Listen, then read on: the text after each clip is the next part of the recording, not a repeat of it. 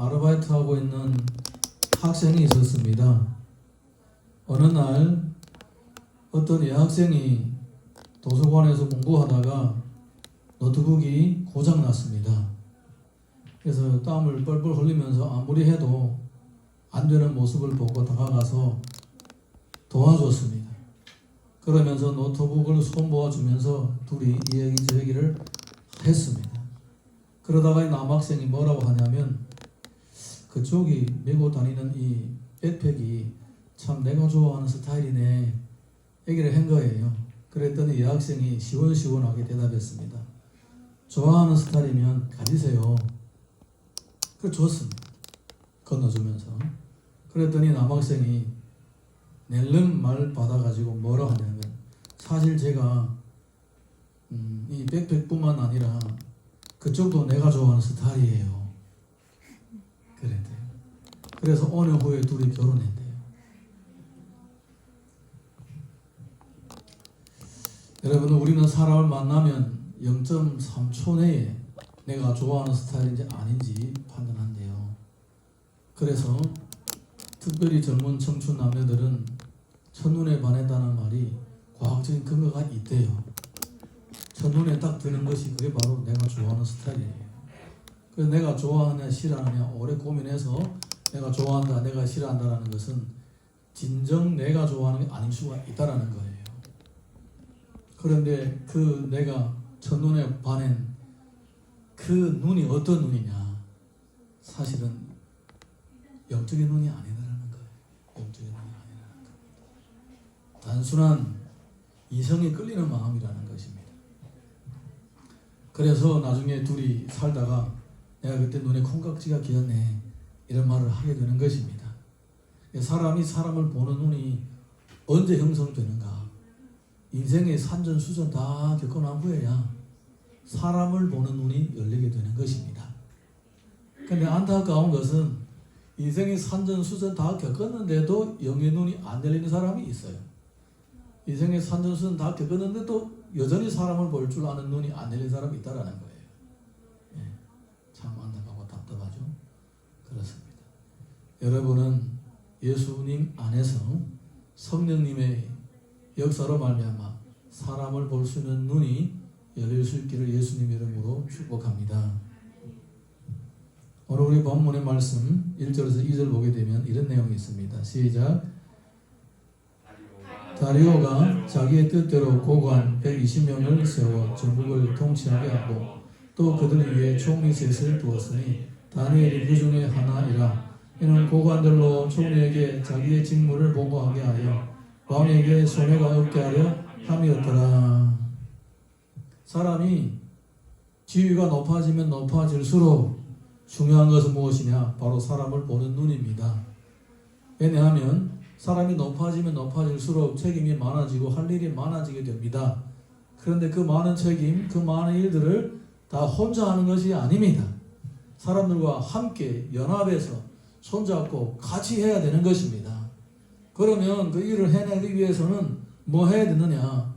같이 일할 수 있는 사람을 찾아내야 되는 것입니다. 오늘 우리 다리오 왕을 보게 되면 고관 120명을 명했다고 합니다. 그리고 20명 중에 우두머리 3명을 택했다고 했습니다. 그 중에 누가 있느냐? 다니엘이 있었습니다. 여러분, 이 중에 다니엘을 발견한 것은 다리오 왕으로서는 왕권을 지켜나가고 또 왕가를 이어나가는 데 정말 크나큰 축복이었습니다. 사실은 자신도 모르고 그랬죠. 자신도 모르고 그랬죠. 그냥 다니엘이라는 사람이 원래 있었던 왕들에게 중요한 역할을 했었기 때문에 자기도 그렇게 한번 해봤는데 생각 밖에 이렇게 자기 나라와 왕가를 세워주는 그런 귀한 사람으로 그렇게 채택하게 된 것입니다. 여러분, 성경을 보게 되면 이렇게 다니엘 같은 사람이 있습니다. 어디에 가든지 누구와 함께 하든지 그 사람들을 복되게 하는 사람입니다. 할렐루야. 다니엘이 친구들과 함께 있을 때에 자신의 믿음을 지키면서 친구들과 함께 자기의 믿음을 지켜냈습니다. 그래서 믿음의 공동체를 세워나갔던 것입니다. 나중에 모든 지혜자들이 다 죽게 되었을 때에 다니엘이 나타나서 느부갓네살 왕의 꿈을 해몽함으로써 모든 지혜자들의 죽음을 구해준 거예요. 그리고 나중에 벨사살 왕이 망령한 짓을 행하다가 손가락들이 벽에서 글을 쓰는 것을 보고 너무나 놀라가지고 심장병 걸려 죽을 뻔했어요. 두 무릎이 그냥 와달와달 떨리는 거예요. 그때에 다니엘은 또 나타나가지고 이 벽에서 쓴 글이 무엇이냐 해석을 해 주었습니다. 여러분, 이렇게 하나님을 경외하고 평소에 항상 이렇게 신실한 믿음으로 살아가는 사람이 어디에 가든지 사람들에게 도움이 되고 유익이 되는 것입니다. 오늘날 이 땅에 가장 필요한 사람들은 어떤 사람이냐? 바로 다니엘 같은 사람들입니다. 특별히 코로나가 이렇게 많이 퍼지고 사람들에게 두려움을 갖다 주고 사람의 교제를 절단하게 하는, 단절하게 하는 이런 코로나지만, 이런 세상으로 바뀌었지만, 그럼에도 불구하고 우리가 주님의 이름으로 살고 주님의 뜻대로 살면 어디 가나 사람들을 복되게 할 수가 있는 것입니다. 어떤 교회가 전도를 못하니까 마스크를 사다가 나눠주는 활동을 하더라고요. 사람들에게 전도 못하니까 마스크를 나눠주는 거예요. 유익을 어떻게 하든지 그 세상에서 빛과 소금이 되고 유익을 주려고 하는 것입니다. 여러분, 오늘 설교 제목이 무엇입니까?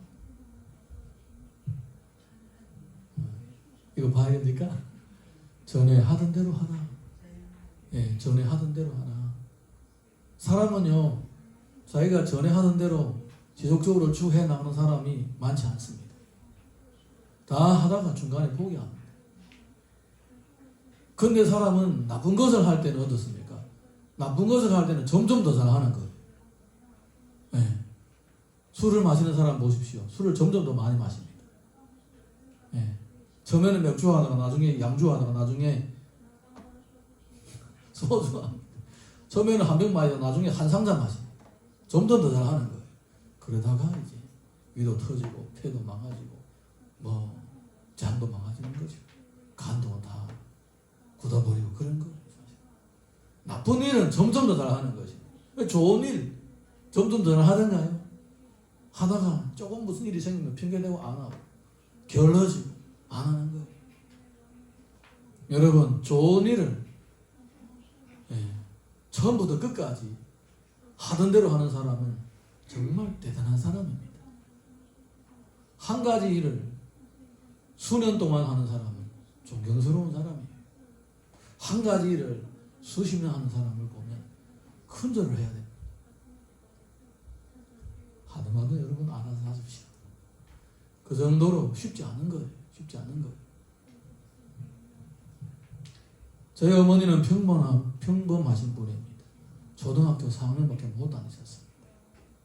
그런데 저희 어머니는 너무나도 부지런하십니다. 제가 어릴 때에 집은 가난했지만 항상 집에서 닭이 키우고 오리, 게살 키우고 강아지 키우고 돼지 키우고 그래서 그걸 팔아서 우리 학비랑 대고 그랬습니다. 어릴 때에 누구보다도 잘 먹었습니다.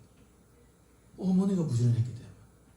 또 채소밭도 얼마나 잘 깎았는지 늘 채소가 남아 돌아서 친척들에게 이웃들에게 나눠줬습니다. 평생 그렇게 사셨습니다. 거의 80년 동안 그렇게 했어요. 지금도 그렇게 살고 계십니다. 젊었을 때는 남편 뒷바라지하고 나이가 좀 드시니까 자네들 뒷바라지하고 지금은 또 남편이 늙어서 움직이지 못하니까 또 오줌 치료를 해주고 너무나 감사한 건 아직까지도 건강하다는 거예요. 항상 어디 가나 복이 되는 거예요. 언제 저희 어머니 따라서 어디 갔냐면 외갓집 큰 외삼촌 집에 갔습니다.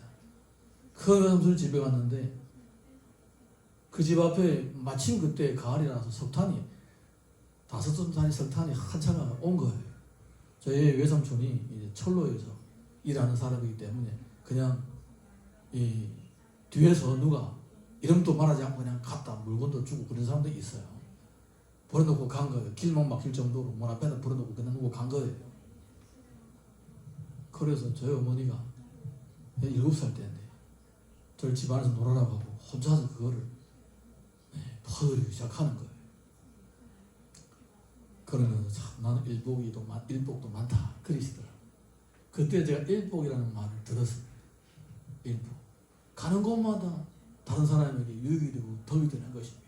지금까지 저희 어머니가 우리 친척들 가운데 나쁘다는 사람 한 사람도 없습니다. 다 겪은 사람마다 다 좋다고 그럽니다. 저희 어머니는 평범한 사람입니다. 지금도 너무나도 평범합니다. 지금은 연세가 많아져서 얼굴이 초글초글합니다. 이 치아도 다 의치예요, 의치. 어떨 때 저녁에 이제 영상 통화를 하면 의치를 빼고 있는데 이 양쪽 볼이 홀쭉 다 들어가 버렸어요. 그래도 그렇게 예뻐요. 여러분, 한 사람이 하던 대로 평생 한다는 것은 정말 대단한 겁니다. 변함없이 같은 마음, 처음에 하던 대로. 여러분 처음에 예수님을 믿을 때에 여러분 나름대로 열정이 있었지 않았습니까? 하나님을 사랑하는 뜨거움이 있었지 않았습니까? 그런데 그런 뜨거움이 지금은 어디 갔습니까? 언제 뜨거웠었느냐 할 정도로 이미 다 열정이 제더미가 되고 말아버리지는 않았습니까? 우리 성경을 보게 되면 다니엘 젊었을 때도 나이 먹어도 항상 일관성이 있고 늘 처음에 하던 대로 살았습니다. 그러니까 나라가 바뀌어도 왕가가 바뀌어도 세상이 바뀌어도 시대가 바뀌어도 그는 어디 가나 항상 형통하고 하나님의 은혜가 항상 함께 했던 것입니다. 여러분, 이것이 바로 믿음을 지키는 사람들에게 주어진 하나님의 축복입니다. 시대가 바뀜에 따라서 흔들리지 않고 항상 이렇게 은혜가 넘치는 것입니다. 느부갓네살 때에도 귀한 사람으로 대접받았고 그의 아들 벨사살 때에도 귀한 사람으로 대접받았고 이렇게 왕가 자체가 바뀌고 다른 사람이 와서 왕가를 대체해도 여전히 귀하게 여김을 받는 이유가 뭐겠습니까? 그가 능력이 있어서 그렇습니까? 아닙니다. 그의 신실한 믿음 때문입니다. 여러분, 자신을 한번 돌아보십시오. 지금 아직까지 믿음이 남아있는지 아니면 믿음의 흔적조차도 찾아볼 수 없는지 한번 살펴보십시오. 자, 우리 이어서 3절에서 4절 봅니다. 시작. 다니엘은 마음에 민첩하여 총리들과 고관들 위에 뛰어남으로 왕이 그를 세워 전국을 다스리게 하고자 한지라. 이에 총리들과 고관들이 국사에 대하여 다니엘을 고발한 근거를 찾고자 하였으나 아무 근거 아무 허물도 찾지 못하였으니 이는 그가 충성되어 아무 그릇됨도 없고 아무 허물도 없음이었더라. 평생 이렇게 충성되게 살았습니다. 사랑하는 성도 여러분, 하나님은요 유능한 사람을 쓰시는 것이 아니라 충성된 사람을 쓰십니다. 물론 가장 좋은 것은 유능하면서도 충성된 사람이겠죠. 그런데 두 가지 중에 한 사람을 택하라고 하시면 하나님은 충성한 사람을 고르십니다. 왜냐하면 하나님은 전능하시기 때문입니다. 우리 사람에게는 일상생활을 할 때는 성품보다 능력이 더 중요할 수 있습니다. 능력이 있어야 가족도 먹여 살리고 능력이 있어야 또 지위도 높아지고 능력이 있어야 또 제 앞가림도 하기 때문입니다. 세상은 능력 있는 사람이 살아남게 된다라고 다 그렇게 의식하고 있습니다. 다 자신이 능력을 매일마다 이렇게 채워가려고 공부도 하고 운동도 하고 또 사교생활도 합니다. 그리고 또 세상에서 연단도 합니다. 그렇지만 하나님은 먼저 보시는 것이 있습니다. 하나님은 능력보다 충성심을 더 보시는 것입니다. 그래서 하나님의 나라에서는 능력 있는 사람이 살아남는 것이 아니라 충성된 사람이 살아남는 것입니다. 저는 예수님을 믿고 지금까지 30년 동안 신앙생활을 해왔습니다. 그리고 또 처음부터 지금까지 주의 일을 하려고 쭉 걸어왔습니다. 왜 내가 이렇게 할 수가 있었던가? 왜 30년 동안 변함없이 주님을 사랑하며 주님을 섬길 수가 있었던 것인가? 저는 처음부터 유능한 사람이 되려고 하지 않았고 처음부터 충성된 사람이 되려고 했기 때문에 그렇던 것 같아요.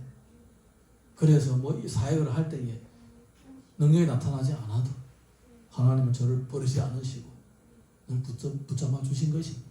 지금도 다른 목회자들은 100명, 200명 목회도 합니다. 우리 동탕들 중에서도 개척해가지고 예배당을 지는 사람도 있습니다. 그런데 하나님은 저를 보실 때에 능력을 보신 것이 아니라 하나님은 저에게 충성됨을 보시는 것 같습니다. 저도 마찬가지입니다. 저를 가르쳤던 분들이 그렇게 가르쳤고 또 저도 마찬가지입니다. 저도 능력이 있는 사람을 먼저 보는 것이 아니라 충성된 사람을 먼저 보게 되더라고요. 왜냐하면 우리를 가르쳤던 스승들이 그렇게 가르치셨고 또 내가 그렇게 받아들였고 또 그것이 성경적이기 때문에 그렇게 하는 것입니다. 여러분, 하나님 앞에 유능하기 전에 먼저 충성된 사람이 되십시오. 작은 일부터 사소한 일부터 충성됨을 연단하시고 훈련하시다 보게 되면 하나님은 더 큰 것을 맡기게 되는 것입니다. 옛날부터 자리가 사람을 만든다는 그런 말이 있습니다. 하나님은 우리의 충성심을 보고 우리들에게 맡겨주십니다. 그 맡은 바를 내가 감당하기가 어려울지라도 아멘으로 받아들이고 주님을 의지하게 되면 내 안에 능력이 점점 쌓여가게 되는 것입니다. 그래서 능력이 그 다음이에요. 능력보다 더 중요한 것은 성품입니다. 성품은 저 정말 잘 바꾸지 않습니다. 우리를 가르쳤던 선생님은 그렇게 얘기를 합니다. 사람이 이 내면에 있는 이런 고집들이 고래 심줄보도도 더 즐기다고 합니다. 고래 심줄보도. 잘 안 바뀐다는 거예요. 그 정도로 사람이 고집물통이라는 거예요. 능력은 잘 바뀝니다. 능력은 있었다가도 없어지고 없었다가도 있어집니다. 그래서 하나님께서 우리를 모실 때에 능력은 나중에 얼마든지 채워갈 수가 있으니까 먼저 충성심을 훈련시켜 주시는 것입니다. 사랑하는 성도 여러분, 다니엘이 이렇게 시대는 큰 파도를 치면서 바뀌었지만 그는 여전히 살아남아서 존귀한 자로 점점 세워졌던 것은 바로 하나님을 향한 신실한 믿음과 맡은 일에 대한 변함없는 충성심 때문입니다. 여기에서 큰 깨달음이 있기를 주님의 이름으로 축복합니다. 어떤 사람이 집 앞에 나왔는데 옆집의 아이가 아빠 차에다가 뭔가를 가지고 낙서를 하고 있었습니다. 옆집 아저씨가 나오는 것을 보더니 손으로 낙서를 딱 막아버리면서 아저씨, 제가 아빠한테 야단 맞았는데 지금 여기서 화풀이하고 차에다 낙서하고 있어요. 절대로 우리 아버지한테 얘기하지 마세요. 비밀입니다. 그런 거예요. 그래서 알았어. 고개를 끄덕거리면서 지나갔습니다. 볼일 다 보고 집에 돌아올 때에 먼 데서 그 아이의 울음소리가 들려왔습니다. 이 아이가 이 차에다가 뭘 낙서했는가 궁금해서 가봤더니 이 아이가 도men이를 주워다가 차에다가 뭐라고 썼냐면 아빠 나쁜 사람, 그렇게 쓴 거예요. 아빠 나쁜 사람. 나쁜 짓을 해도 나쁜 짓 할 줄 모르잖아요. 왜 아빠 나쁜 사람 났어요? 그러면 아빠 보면 내 아들이 했구나 알 거 아니에요. 그래서 엉덩이에 불나도록 펴줬다고 합니다.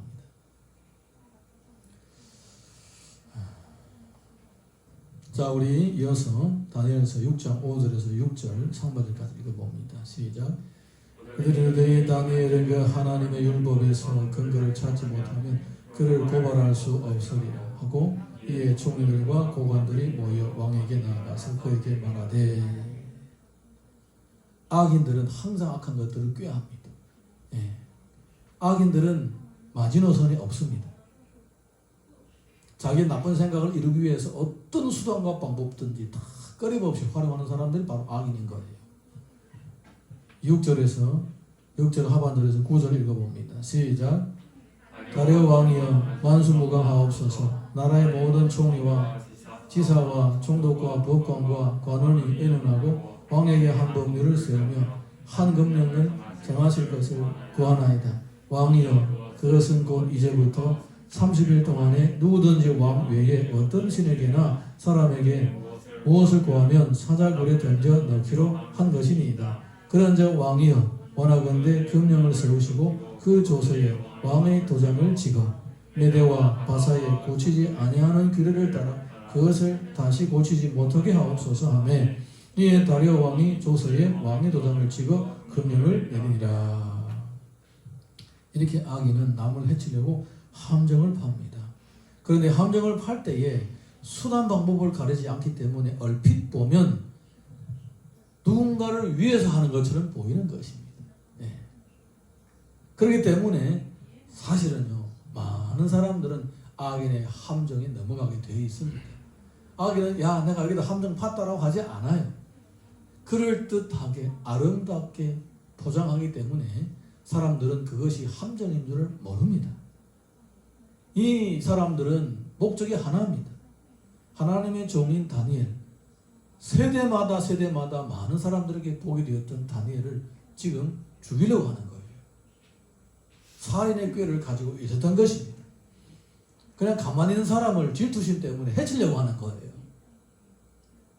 그래서 꾀를 꾸미는데 그 꾀가 무엇이냐? 바로 왕의 칼을 빌려서 다니엘을 죽이려고 하는 것입니다. 여러분, 지금 한국 사회에서 일어나고 있는 많은 일들을 보게 되면요, 야, 이 나쁜 사람들은 진짜 머리가 좋고 똑똑하구나 이런 생각이 들어요.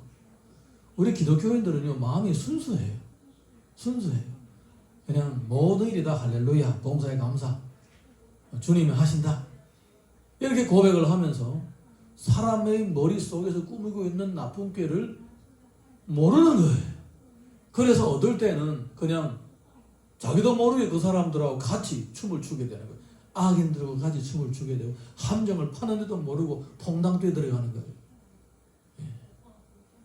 함정이도 모르고 그냥 뛰어들어가는 거예요. 그런 일들 보고 정말 안타깝습니다. 예수님은 제자들을 보내면서 말씀하셨을 때 뭐라고 하셨냐면, 너희들은 뱀같이 지혜롭고 비둘기같이 순결하라고 하셨습니다. 여러분, 깊은 뜻을 깨달을 수 있기를 주님 이름으로 축복합니다. 뱀같이 지혜로워하는 것은 사탄이 얼마나 지혜로운지 모릅니다. 사탄이 바로 모든 나쁜 일들을 꾀하는 우두머리가 아닙니까? 예, 뱀같이 지혜로워하는 것은 악한 사람들이 그 수단과 방법을 가리지 않고 남을 해치려고 하는 그 정체성을 간파하라는 것입니다. 알고 있으라는 것입니다. 그래야 해를 받지 않는다라는 거예요. 우리는 악한 사람들 수단 방법을 알아서 남을 해치려고 하는 것이 아니라 해를 받지 않기 위해서는 알고 있어야 되는 거예요. 예, 그래서 우리는 말씀과 기도로 깨어있고 진심으로 사람을 대하면서 사람을 알아가야 되고 사람을 보는 눈이 열려야 되는 거예요. 그래야 그 사람이 나를 해치려고 할 때 내가 해를 받지 않고 자신을 보호할 수가 있는 거예요. 제가 자동차를 운전하다가 사고를 많이 냈습니다. 근데 전부 다 다른 사람이 잘못해서 사고 당하는 겁니다. 물론 사고 당한 사람 다 그렇게 말합니다. 갑자기 누가 튀어나오고, 갑자기 자전거가 튀어나오고, 갑자기 아이가 튀어나오고, 갑자기 버스가 튀어나오고, 어쩔 수가 없는 거예요. 그래서 몇 번 당해가지고 보험료가 엄청 올라가지고 보험사를 또 보험 안 들어주려고 합니다. 이제 큰일 났어요. 이제 그래서 지금 이해가 되는 거예요. 이제 방어운전이라는 말이 무슨 말인지 이해가 돼요. 방어운전이라는 말이 무엇이냐면 내 혼자만 잘해서 안 된다라는 거예요. 다른 사람의 어떤 사고를 내려고 하는 실수하는 것까지도 내가 미리 알고 방어를 해야 된다라는 거예요. 예, 다른 사람을 잘 살피는 목적은 무엇이냐? 내가 피해를 받지 않기 위해서예요. 예, 저는 이제 눈이 좋지 않아가지고 시력이 좋지 않아가지고 어떨 때는 피곤하고 힘들 때는 컨디션이 안 좋을 때는 관찰력이 좀 떨어지는 것 같아요. 그래서 사고를 이렇게 다른 사람이 사고를 치는 것을 제가 미리 방어를 못해서 사고를 많이 쳤는데, 사랑하는 성도 여러분, 영적인 일도 마찬가지입니다. 영의 눈이 밝지 못하면 사람들이 나를 해치려고 할 때에 그냥 당하는 거예요. 함정을 파면 함정인 줄 모르고 그냥 뛰어 들어가는 거예요. 여기서 보게 되면 심지어 다리오 왕까지도 이 나쁜 사람들의 파는 함정에 뛰어 들어가는 거예요. 여러분, 예수님의 말씀 명심하시기 바랍니다. 뱀처럼 지혜롭고 뼈같이 순결하라는 말씀, 그 깊은 뜻과 주님의 마음을 이해할 수 있기를 예수님의 이름으로 축복합니다. 10절 읽어봅니다. 시작. 조서의 왕의 도장이 찍힌 것을 알고도 자기 집에 돌아가서 윗방에 올라가 예루살렘을 향한 창문을 열고 전에 하던 대로 하루 3번씩 무릎을 꿇고 기도하며 그의 하나님께 감사하였더라. 전에 하던 대로. 한번 따라 하시겠습니다. 전에 하던 대로. 전에 하던 대로. 전에 하던 대로. 네. 평생 그렇게 해왔습니다. 평생 그렇게 해왔습니다. 눈이 오나 비 오나 쉴 때나 바쁠 때나 늘 하루에 3번씩 예루살렘을 향한 창문을 열고 예루살렘을 향하여 기도하고 있었습니다. 이거는 무엇입니까? 자기의 믿음을 지키기 위한 하나의 특권이고 하나의 자유입니다. 심지어 왕의 명령에도 다니엘은 자기에게 주어진 이 신앙의 자유를 포기할 수가 없었습니다. 사자굴에 던질 수 있는 위험이 있다고 하더라도 이 신앙의 자유를 포기할 수가 없었습니다. 여러분, 이번 신종 코로나가 10개월 동안 전염되고 있는 과정 가운데서 신앙의 자유란 것이 무엇인지 혹시 조금이라도 체험을 하셨는지 모르겠습니다. 여러분, 신앙의 자유는 거저오는 것이 아닙니다. 지금 만약에 내가 아무런 헌신과 아무런 희생이 없이 신앙의 자유를 누리고 있다면 그것은 누군가가 이와 같은 신앙의 자유를 만들어주기 위해서 피를 흘렸기 때문입니다. 아멘입니까? 그런데 이 시대 사람은 시대의 번영 가운데서 신앙의 자유의 소중함을 모르고 있기 때문에 하나님은 이런 신종 코로나의 이 과정들을 통하여 신앙의 자유가 무엇인지 조금씩 깨닫게 해주시는 거예요. 여러분, 어떨 경우에는 예배를 드리고 싶어도 못 드립니다. 어떨 때는 찬양을 하고 싶어도 못 합니다. 어떨 때는요, 전도를 하고 싶어도 못 합니다. 환경이 그걸 못하게 막습니다. 계속하면요, 벌금도 시키고, 계속하면 감옥에 가둬두고, 계속하면 죽인다고 협박하기도 합니다. 한국은 신앙이 자유로운 나라라고 그렇게 많은 사람들이 부러워하고 있습니다. 저도 한국에 와서 한국의 신앙의 자유가 너무나 좋다고 만끽하고 있었습니다. 여러분, 근데 이 자유는 거저온 것이 아닙니다. 누군가가 피 흘리면서 이 자유를 지켜왔기 때문에 그 후손들이 자유를 누리는 거예요. 지금 이 세대는 교회들에게 주어진 하나의 크나큰 사명이 무엇이냐? 바로 너희들이 희생을 해서 신앙의 자유를 지켜내라는 거예요. 선배들이, 아까 우리 찬양 몰랐잖아요. 부흥. 1007년도에 일어난 부흥. 그리고 나서 1907년도죠. 1907년도에 일어난 부흥. 1980년도에 와서 10만 명의 선교사가 헌신하라고 하지 않습니까? 예. 2020년도에 와서 다시 교회들에게 사명을 던지고 있는 거예요. 신앙의 자유를 지키기 위하여 이렇게 다니엘처럼 헌신을 하라고 하시는 것입니다. 여러분, 신앙의 자유를 지키려면 재물을 잃을 때가 있습니다. 신앙의 자유를 지키려고 하다가 직장을 잃을 때가 있습니다. 신앙의 자유를 지키려고 하다가 사람을 잃을 때가 있습니다. 신앙의 자유를 지키다가 심지어 모욕을 당하고 심지어 죽음의 협박을 받을 수도 있습니다. 그럼에도 불구하고 신앙의 자유를 지키겠다고 하는 사람에게 하나님은 놀라우신 기적과 이사를 보여주시는 것입니다. 자, 우리 이어서 6장 11절에서 12절 읽어봅니다. 시작. 그 무리들이 모여서 다니엘이 자기 하나님 앞에 기도하며 간구하는 것을 발견하고 이에 그들이 나아가서 왕의 금령에 관하여 왕께 아뢰되 왕이여, 왕이 이미 금령에 왕의 도장을 찍어서 이제부터 30일 동안에는 누구든지 왕 외에 어떤 신에게나 사람에게 구하면 사적을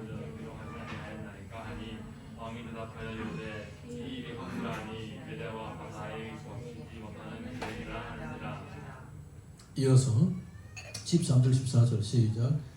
그리고 왕 앞에서 말하기를 왕이여 사로잡혀 유다 자손 중에 다니엘이 왕과 왕의 도장을 지킨 금령을 존중하지 아니하고 하루 3번씩 기도하나이다 하니 왕이 이 말을 듣고 그로 말미암아 심히 근심하여 다니엘을 구원하려고 마음을 쓰며 그를 건져내려고 힘을 다하다가 해가 질 때 이르렀더라. 이제야 드디어 이 사람들이 함정을 판 것을 깨닫게 되었습니다. 이제야. 사랑하는 성도 여러분, 악인들은 오랜 동안 자신들의 나쁜 동기를 감출 수가 있습니다. 그렇지만 끝까지 감추지는 못합니다. 언젠가 그들의 악한 동기와 마음과 생각이 들통날 때가 온다는 것입니다. 그들의 그 날카로운 이빨과 발톱을 언젠가 드러나게 되어 있습니다. 여러분, 누군가가 선의를 베풀고 자비를 베풀고 호의를 베풀 때에 여러분이 영적인 눈이 뜨이지 않고 분별력이 없으면요, 그 사람이 나쁜 마음을 먹고 함정을 포게 되면 반드시 거기에 풍당 빠지게 되는 것입니다. 얼마나 많은 사람들이 이단에게 넘어가고 있습니까? 예, 그들의 달콤한 유혹에 얼마나 많은 사람들이 취해 가고 있습니까? 제가 전번에 어디에 가는데 차를 팔고 다른 차를 사지 못한 그 기간이 며칠 있었습니다. 이를 볼 때마다 걸어 다녔습니다. 하루에 뭐 10,000보 이상 걸어 다녔습니다. 그래서 입이 다 이렇게 입술이 다 부르트고 그랬는데 하도 걸어 다녀가지고 하루에 10,000보 이상 한 주일 동안 걸어 다녔습니다. 일하고 저희가 나왔느라고. 걸어 다니면서 어떤 건물을 봤는데 하나님의 교회예요. 하나님의 교회는 하나님 어머니를 믿는 사람들이에요. 우리는 하늘에 계신 우리 아버지요 이렇게 기도하잖아요. 그 사람들 하늘에 계신 우리 어머니요 이렇게 기도합니다. 하나님은 어머니라는 것입니다. 네. 우리는 이단이라고 합니다. 그 사람. 우리뿐만 아니라 우리와 함께하는 모든 이 교단들, 정통 교단들은 그들을 이단이라고 합니다. 그리고 그들은 또 이제 교주가 있고 교주가 죽으니까 교주의 마누라를 또 믿는 거예요. 네. 교주를 믿을 때는 하나님 어머니라고 하지 않았고 하나님 아버지라고 불렀어요. 근데 교주가 죽고 교주 마누라가 이제 지도자가 되니까 그 다음에야 말을 바꿔서 하나님 어머니라고 하는 거예요. 딱 봐도 이거는 사람을 믿는 집단이에요. 하나님 믿는 집단이 아니에요. 예. 근데 제가 너무나 재밌는 것은 그 사람들이 그 건물의 대문 앞에다가 뭐라고 적혔는지 아세요? 신천지 출입 금지. 너무 웃기는 거예요. 신천지 출입 금지.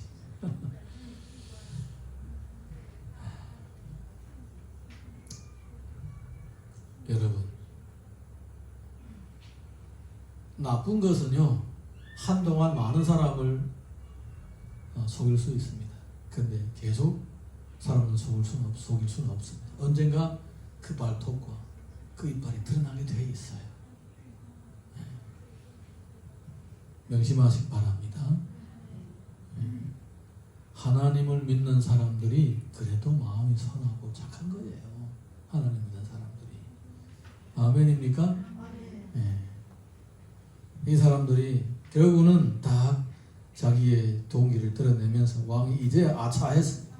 그런데 어떻게 합니까? 이미 명령을 내렸으니까. 네. 자, 우리 15절에서 17절 읽어봅니다. 시작.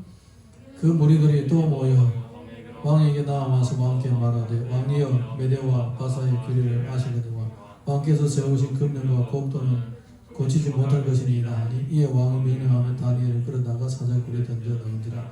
왕이 다니엘에게 이르되 내가 항상 섬기는 내 하나님이 너를 구원하시리라 하니라. 이에 돌을 굴러다가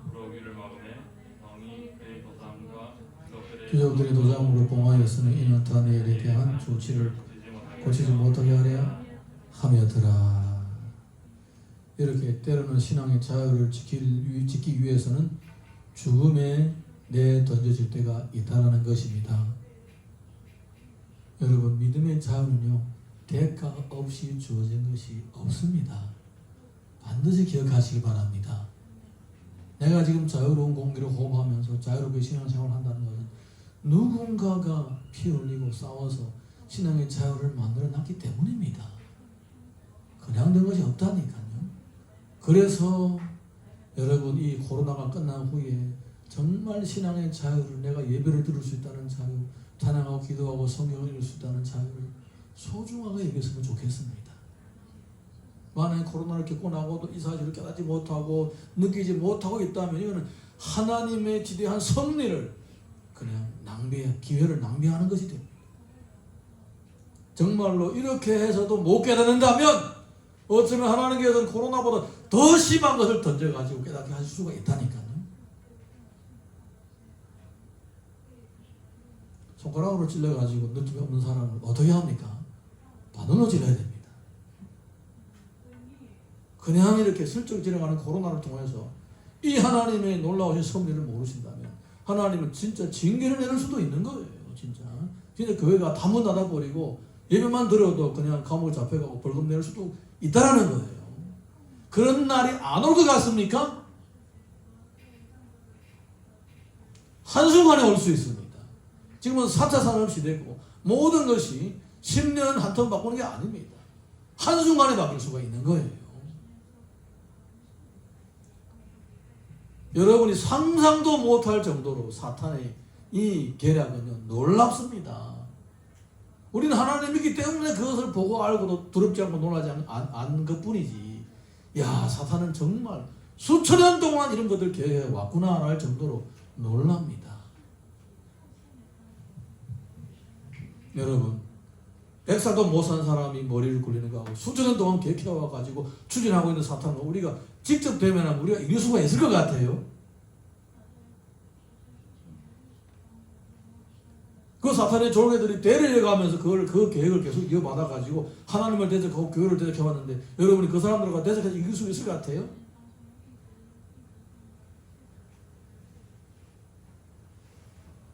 한순간에 다 무너질 수가 있는 것입니다.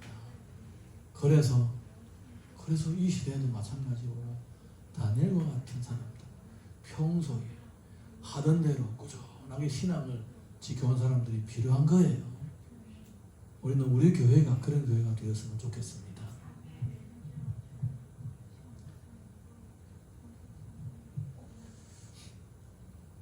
어떤 아이가 아빠를 따라 할아버지 집에 놀러 갔습니다. 시골에 가니까 뭐 이것저것 장난감들이 많은 거예요. 늘러지는 게 장난감. 돌멩이도 나무 꼬챙이도 널판지도 전부 다 장난감인 거예요. 그런데 이제 보다가 이렇게 맨들맨들한 이런 널판지 하나를 발견했습니다. 너무나 예쁜 거예요. 대표로 잘 밀어가지고 맨들맨들하니까 가지고 싶은 거예요. 아이들 다 그렇잖아. 뭐 보면 자기 가지고 싶어. 이거 어떻게 하면 내 것으로 만들까 궁리하다가 여기다가 연필 가지고 자기 이름을 쓴 거예요. 그리고 이것은 내 거라고 하는 것을 어떻게 다른 사람에게 보여줘야 되느냐. 마당 앞에서 돌 주워가지고 흙 모아가지고 이렇게 수북하게 무더기를 쌓아가지고 그 나무 판대기를 거기다 꽂아놓은 거예요. 자기 이름을 거기다 써놓고 나무 판대기를 그냥 놔두면 서지 않잖아요. 돌멩이랑 흙이랑 모아서 수북하게 쌓아놓고 거기다 꽂아놓은 거예요.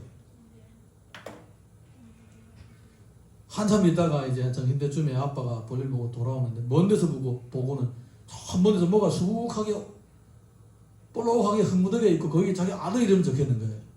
깜짝 놀라가지고 막 달려온 거예요. 놀래가지고 달려왔는데 아들이 거기 옆에서 장난치고 있고 거기 놀고 있는 게 재밌다고. 그래서 열받아가지고 나무 판대기를 뽑아가지고 엉덩이에 불 나도록 펴줬다고 합니다. 애가 죽어서 무덤이 생긴 줄 알고 놀라온 거예요. 놀래가지고 달려온 거예요. 여러분, 어떤 존재이든지 하나님을 대적하고 하나님의 나라를 공격하고 하나님의 영광을 가리는 존재들은 스스로 자기 무덤을 파는 거예요. 이 성경의 진리를 반드시 기억하시길 바랍니다. 그래서 우리가 만약에 내 믿음의 자유, 내 신앙의 자유를 지키려고 할 때에 하나님 우리를 도와주시는 거예요. 아무리 우리를 파괴하고 우리를 대적하려고 하는 그 대적들이 수천 년 동안 되를 이루면서 괴계를 꾸며왔을지라도 우리가 주만 의지하고 주의 뜻대로만 살면 하나님은 그 무덤을 그 남을 해치려고 함정 판 사람들로 하여금 자기가 그 함정에 빠지게 하는 거예요. 그 사람들 결코 스스로 자기 무덤을 파는 거예요. 자기 무덤을 파는 거예요. 할렐루야.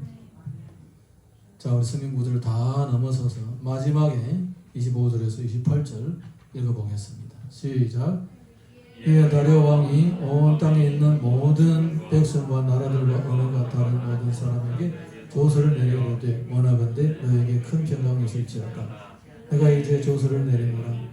내가 내 나라 관할 아래에 있는 사람들 다 다니엘이 하나님 앞에 떨며 두려워하는 갈지니 그 살아 계시는 하나님이시오 영원히 변하지 않으시기시며 그의 나라는 멸망하지 아니할 것이요 그의 권세는 무궁할 것이며 그는 구원도 하시며 건져내기도 하시며 하늘에서든지 땅에서든지 이적과 기사를 행하시는 이로써 다니엘을 구원하여 사자의 입에서 벗어나게 하셨습니다 하였더라.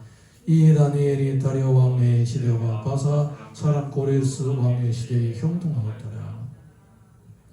사다구리에 던져져 있는 다니엘이 결국은 거기에서 있는 그대로 몸 그대로 나왔습니다. 할렐루야. 네, 하나님은 신앙의 자유를 지키는 주신 사람을 책임져 주십니다. 무엇을 잃어도 믿음만 잃지 않으면 하나님은 그 사람을 다시 세워주시는 것입니다. 빈털터리가 되어도 건강까지도 잃어도 믿음만 잃지 않으시면 회복할 수 있는 기회가 주어지는 것입니다. 아멘입니까? 마지막으로 재미있는 얘기를 하나 하고 마치도록 하겠습니다. 어떤 남자가 시장 바닥에서 오토바이를 타고 갔습니다. 사람들이 많으니까 이리 피하고 저리 피하고 이렇게 하다가 뒤에 타고 있는 4살짜리 한 6살 된 아이가 타고 있었는데 요철을 지나갈 때 털렁거리면서 아이가 뚝 떨어진 거예요. 근데 요 아저씨가 오토바이 타고 요리조리 가다가 아이 떨어진지도 모르고 계속 가는 거예요. 뒤에서 오토바이 타고 같이 가는 사람이 떨어진 걸 보고 세워가지고 아이를 이렇게 자기 오토바이를 타고가지고 쫓아갔어요. 그러면서 여보세요, 오토바이를 그따위로 타십니까? 아이가 떨어진지도 모르고요. 그랬더니 앞에 가던 사람이 오토바이를 세워놓고 똑 돌아보더니 눈이 이만해져가지고 아이를 보고 하는 말이 야, 너네 엄마는?